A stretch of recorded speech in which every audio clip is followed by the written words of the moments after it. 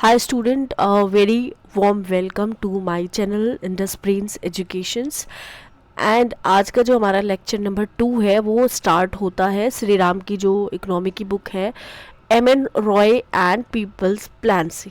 देखिए 1940 के दौरान क्या हुआ था कि इंडिया फेडरेशन ऑफ लेबर ने पब्लिश्ड किया था its people's plan by M N. Roy that emphasized on employment and wage goods, जिसका जो जिन्होंने इम्पोर्टेंस दी थी एम्प्लॉयमेंट को लेकर और जो वेज गुड्स है उसको लेकर। फिर एस.एन. अग्रवाला और गांधीयन प्लान आया था 1944 में।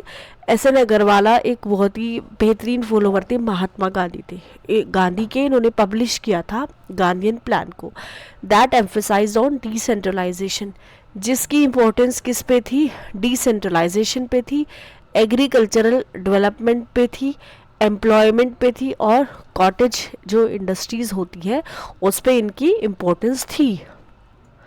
अब आती है बात मिक्स्ड इकनॉमी की। मिक्स्ड इकनॉमी कुछ नहीं है, एक इकनॉमी है जो दोनों जो इकनॉमीज़, दो तरह की इकनॉमीज़ होती हैं, जैसे मार्केट इकनॉमीज़ और जो सोशलिस्ट जो प्लान्ड इकनॉमीज़ है, उनके फीचर्स को कंबाइन करके मिक्स्ड इकनॉमी बनती है। ठीक है, अब यहाँ पे क्या होता है मिक्स इकोनॉमी में कि जो स्टेट होता है, स्टेट क्या ऑन करता है एक सिग्निफिकेंट पोर्शन किसका? इकोनॉमिक रिसोर्सेज का, और बाकी का जो पोर्शन है वो प्राइवेट सेक्टर को दे दिया जाता है। किसमें? हमारे स्टेट इकोनॉमिक्स में, कि एक पोर्शन जो है वो ये अपने पास रखेगा और बाकी का जो पोर्शन है वो प्राइवेट सेक्टर को देगा।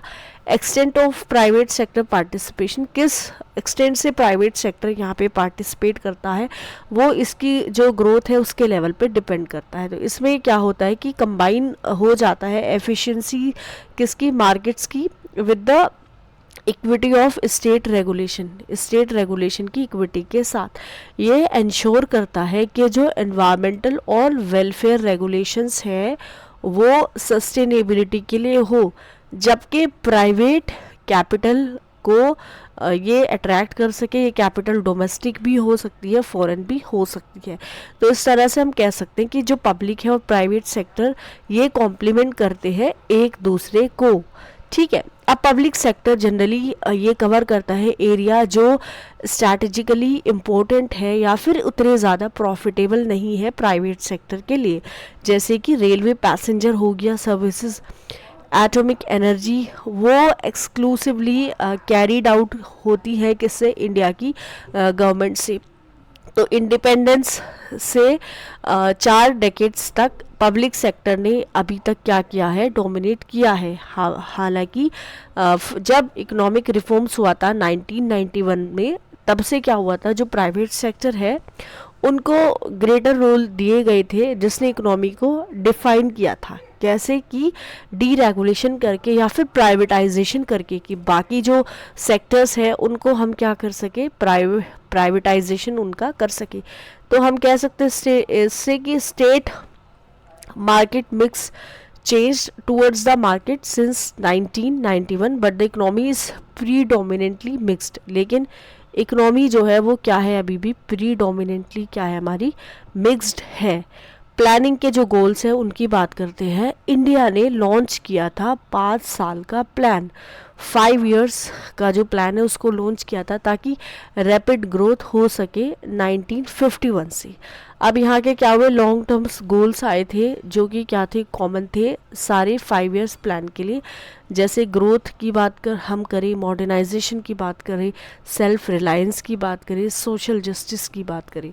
ठीक है, इकोनॉमिक ग्रोथ क्या थी? ये एक प्राइमरी ऑब्जेक्टिव्स था and is expected to spread to all sections and region, और ये एक्सपेक्ट किया है कि ये सारे जो सेक्शन हैं, सारे जो रीजन हैं, उन तक ये क्या हो? स्प्रेड हो जाए।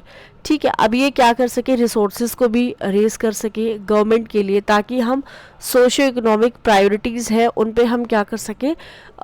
स्पेंड कर सके। तो ये जितने भी पीपल है और रीजन है उसको क्या करेगा? ट्रिकल डाउन करेगा।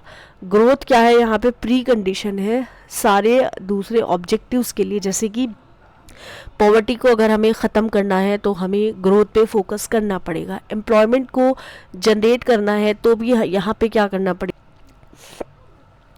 यहाँ पे हमें पॉवर्टी को इरेडिकेशन उसका बहुत ज़्यादा ज़रूरी है। इनइक्वालिटी को हटाना है, कम से कम करना है, ह्यूमन कैपिटल को बिल्ड करना है। ह्यूमन रिसोर्स एक कंट्री की इकोनॉमी के लिए बहुत ही ज़्यादा इम्पोर्टेंट है। मॉडर्नाइजेशन में क्या होता है, जब हम अपनी टेक्नोलॉजी के इम्प्रूवमेंट की बात करें तो उसको मॉडर्नाइजेशन बोलते हैं।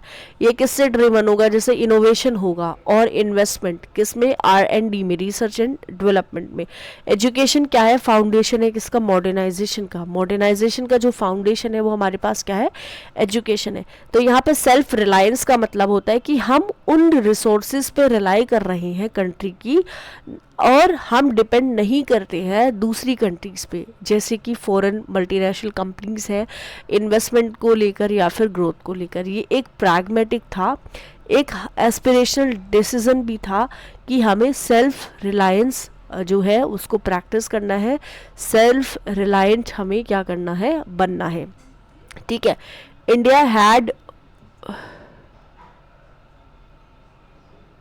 इंडिया के पास कोई भी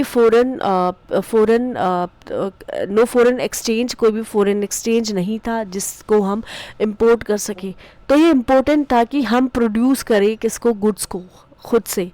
जब इनविटेशन आए एमएनसी को, मल्टीनेशनल कंपनीज को हमने इनविटेशन किया कि आप आइए हमारे यहाँ पे इंडिया में, तो उसने क्या किया कि जो कॉलोनियलिज्म का जो फियर था, जो हम 1947 तक जिस पीड़ा से गुजरे थे, वो डर फिर से आ गया।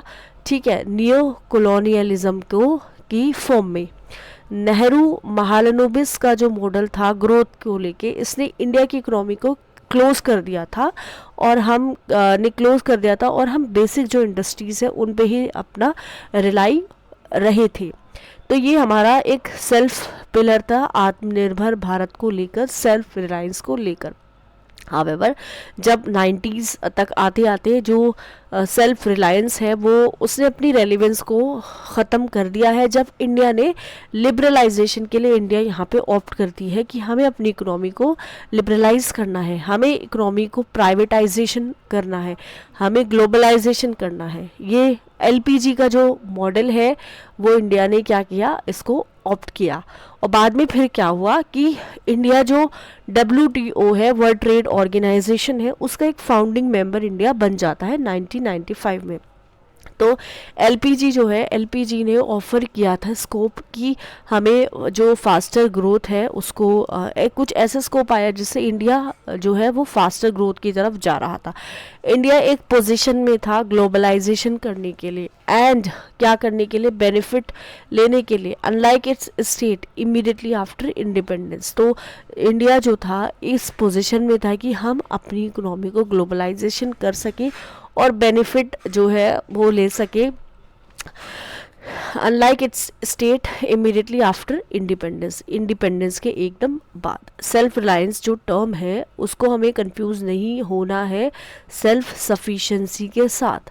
पहला जो सेल्फ रिलायंस है इसका मतलब है कि हम डिपेंड करते हैं कंट्री की खुद की रिसोर्सेज पे एज मच